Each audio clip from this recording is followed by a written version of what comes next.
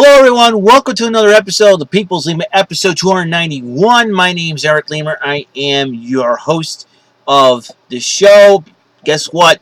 Road to 300 episode, like I said, episode 291. 9 more episodes. I'm trying to reach 300 by Christmas time, which shouldn't be that hard. I am reading an article from Yahoo.com, the sports blog on the Yahoo shutdown, and just it's been written by Frank Schwab, which I will give him I'm going to give you a shout out, Frank. Thanks for Shutdown Corner. Deflategate has been bad about everyone involved, except for the lawyers and their billable hours. And he wrote the league mishandled the situations. Ted Wells would have, give back on, and just Roger Goodell. What he did was he tarnished the supposed face of the NFL in Tom Brady and his Super Bowl champion. And all over a minor controversy that was, well, they made a mountain out of a molehill that the NFL did. So, and why would they choose to rip apart, Tom Brady, who's been the greatest quarterback in the league history, who had been deal for the league and its growth to century, and they made that choice. But enough holes in the Wells report that Goodell chosen to go about this in an entirely different way. I'm not talking about looking the other way. This is what Frank Schwab wrote. But I'm talking about realizing there's no evidence in Brady's wrongdoing. Yeah, so Brady talking to and on the phone, texting him double times, and about what makes him guilty. They made him out to be the bad guy, using him. And you know what? Goodell and the NFL used Brady by making him out to the bad guy to win public favor in destroyed cell phone nonsense.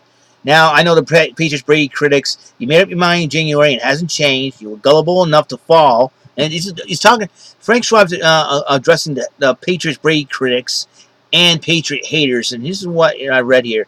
And he says, Frank Schwab wrote, "Look, I hear you yelling at me, Patriots Brady critics. You made up your mind in January. It hasn't changed. You were gullible enough to fall for the NFL's destroyed cell phone red herring when it had nothing to do with anything. You decided long ago what happened, even though Wells couldn't find anything in the months investigating. You know all the facts. And you won't change your mind. To you, Brady is the biggest cheatingest cheat in NFL history. Even though you can't tell me what he did, I get it. Thanks for your input." And then Robert Kraft, who supposedly accepted the $1 million fine and the draft pick penalty, all to do was have Goodell stab him in the back, and he said he was very upset how they were painting Brady as a villain, and he's a great integrity and great. According to Robert Kraft, Tom Brady is a person of great integrity and great ambassador of the game, both on and off the field. Yet, for reasons I cannot comprehend, those in the league office were determined to prove they were right rather than admit any culpability of their own ticket of any responsibility for the initiation of the process ensuing investigation that was flawed. All right, and you kind of think about this. He's been lumped with Spygate over the last few months, but that was a Belichick production, not Brady. See, all you Patriot hating idiots decided to almost blame Brady for Spygate as well. Duh! I mean, you guys, it's Belichick's fault, not Brady's fault. In fact, and then all of a sudden you want to yell at Brady leaves Bridget Moynihan for Giselle. But you know what? This is a TMZ thing. This is the NFL, not TMZ. And Brady was fined $10,000 for kicking Baltimore Ravens safety Ed Reed, in which he slid too hard in the game. Brady has been more man enough to call Ed Reed and apologize to him. That's how much respect Brady has, and for all purposes related to Deflategate, Frank Schwab writes, Brady's record was clean, and this should have been treated as a first offense if the league found any evidence of specific wrongdoing, which it didn't. This is not someone you would think the NFL would be out to get, but that's what happened for whatever reason. So perhaps the most famous player in the NFL, and the one that sold most merchandise in the last quarter, was a great story of a player who was drafted in the 6th round, yet still became the third quarterback to win 4 Super Bowls, was sold out by the league, and made an example of. All right.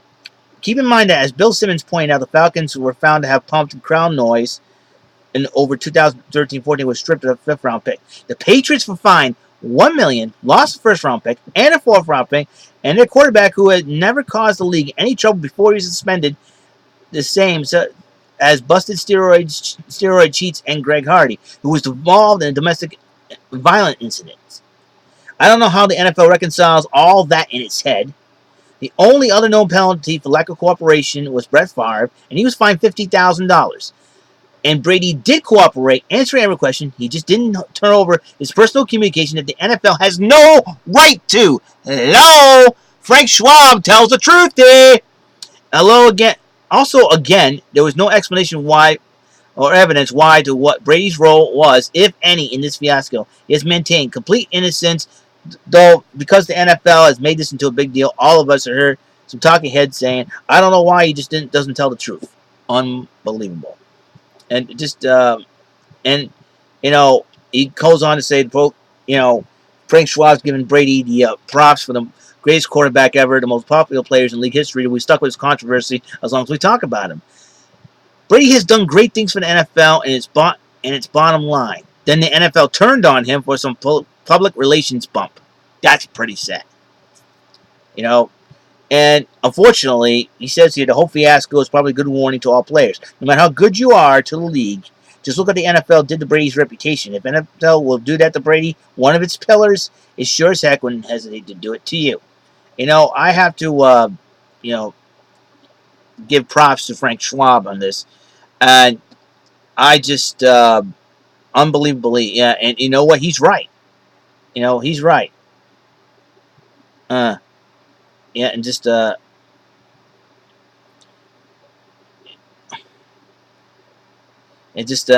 was never about, feed the trolls and media friend. I think what is. I know why Goodell did all this. Because Goodell is a stupid idiot. Because, like I said, it's a vendetta.